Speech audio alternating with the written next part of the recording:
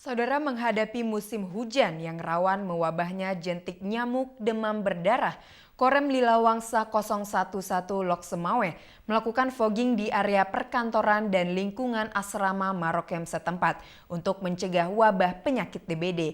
Satu anak terindikasi diserang penyakit demam berdarah.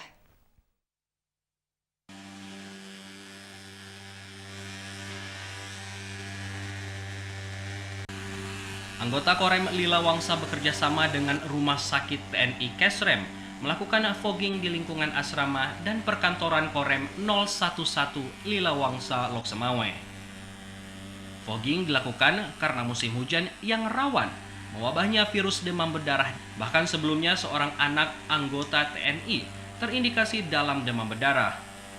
Namun berkat cepat ditangani, kini anak yang terindikasi demam berdarah tersebut telah sembuh dari serangan penyakit. Meskipun demikian, dikhawatirkan akan mewabah, sehingga mereka berupaya mencegah penyerangan penyakit DBD terhadap anggota TNI dan keluarganya, serta mata masyarakat setempat.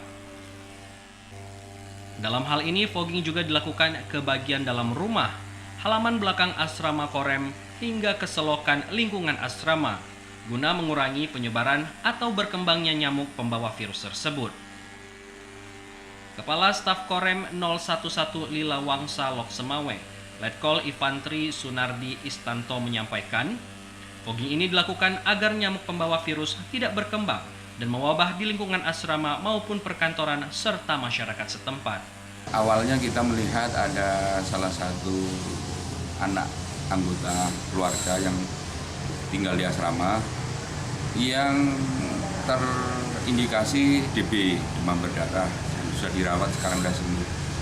Melihat kejadian itu, maka kemudian petunjuk Komandan Korem maka dikomunikasikan dengan instansi terkait untuk dilaksanakan fogging, penyemprotan demam ulangi, jentik-jentik di selokan, di lingkungan asrama maupun perkantoran untuk menghambat tumbuh kembangnya nyamuk supaya kejadian DB ini tidak sampai berkembang ke yang lain. Dirinya terus menghimbau kepada masyarakat, khususnya anggota TNI beserta keluarga, tetap menjaga kebersihan lingkungan rumah, khususnya pada bak mandi, untuk menghindari berkembangnya nyamuk pembawa virus tersebut. Dari Loksemawe, Muhammad Ilyas, TVRI melaporkan.